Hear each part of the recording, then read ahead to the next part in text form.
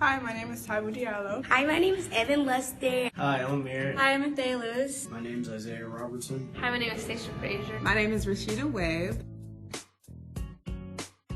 Just a regular old box braids. These are called crochet twists. It's a day 2 braid out.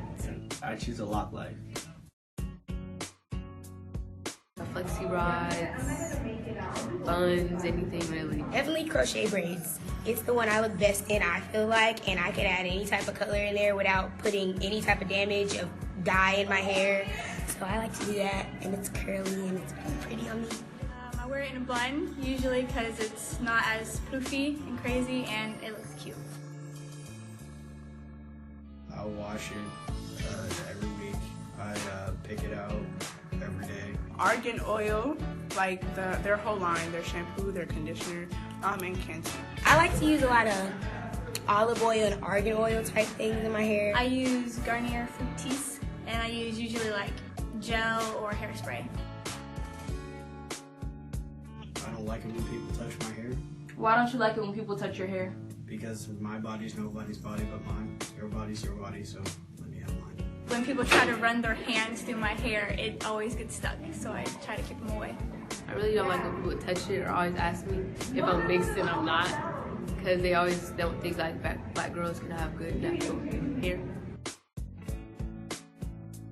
I would say I'm 4B to 4C. I'm not sure. No. What's a hair type? Well, originally, when the slaves were coming over on the slave ships, of course their hair was growing, and they decided to twist their hair.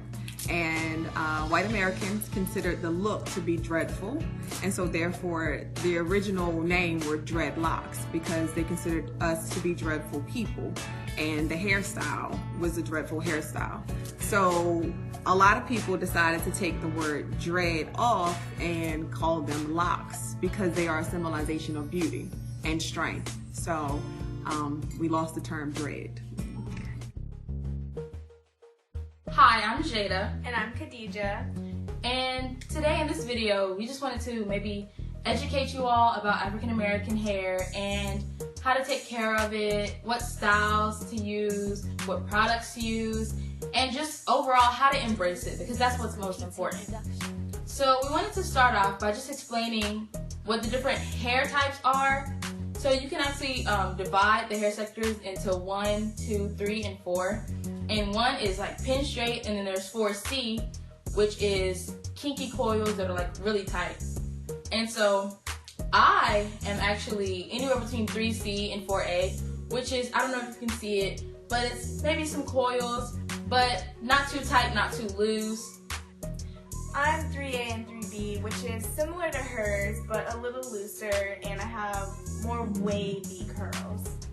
It's always good to know your hair type so that you know what products to use, how to take care of it, because, for example, 4C hair is actually some of the most vulnerable hair, and it's very prone to breakage, so you have to treat that with care. And so here are just a few examples of some products that react well with the natural hair.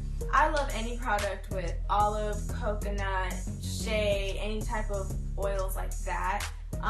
But my favorite line is Shea Moisture to keep my hair moisturized and maintained throughout the day. And what are some benefits from using oil-based products such as the curling gel souffle from Shea Moisture is that it's anti-frizz, which is very important when living in Georgia with all the humidity that we have. And you don't always have to use like a coconut oil based product. You can just use raw organic coconut oil that you can get from the farmer's market or even Walmart. Also, to maintain this moisture, one of the biggest methods that we're going to be talking about is the LOC method, and this is LOC. This stands for liquid, oil, and cream. So basically, the way this works is on damp or wet hair, you apply an oil product such as olive or coconut, and then on top of that, you seal it off with a cream product. This is to keep in the moisture as opposed to just putting it on and then letting it seep out throughout the day. Another important part in hair care is oil treatments. These are mostly used to promote hair growth, and what most people do is they use either hot or room temperature oil, and they massage it into the root of their hair like this to stimulate the hair follicles at the scalp as well as moisturize at the root. Other important products are for you ladies that like to keep your edges and baby hairs on fleek, and some gels that you may want to use for your natural hair are Eco Style and Pro Style, which is the black gel, and there's also Gorilla Snot, which that keeps it laid, just stiff throughout the day, and it doesn't flake. But also, all of these products do depend on your texture, so you have to find the hair product with the right hold and the least flakage for you.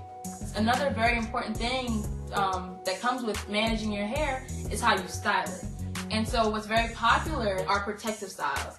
And hence the name, they're used to protect your hair, but they can also look cute while doing so. And it keeps the heat off of your hair, which is definitely damaging if you do it too often. Speaking of damaging, it seems that the perm trend is finally dying down. Why do you think that is, Jada?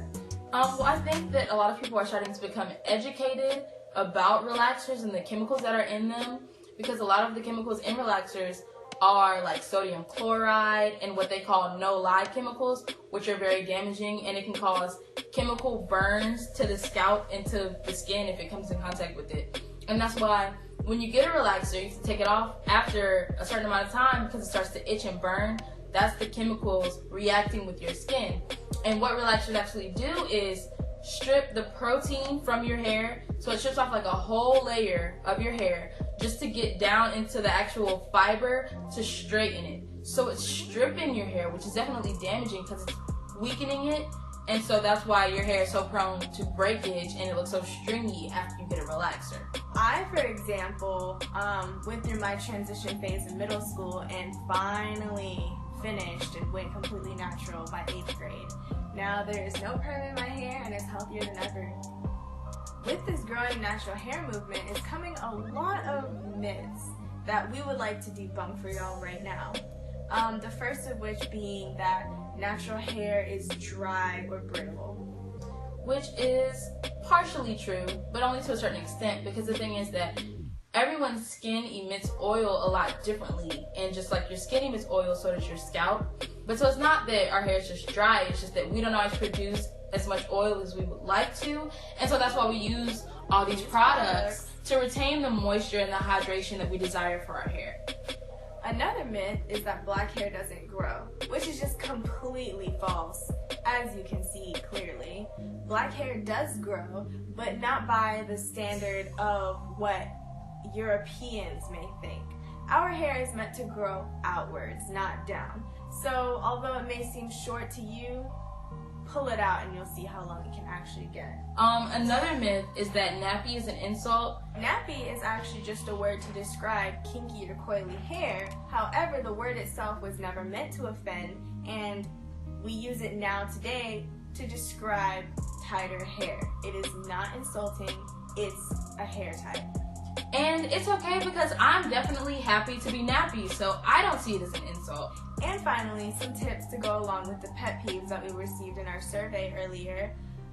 Please always ask before you touch someone's hair.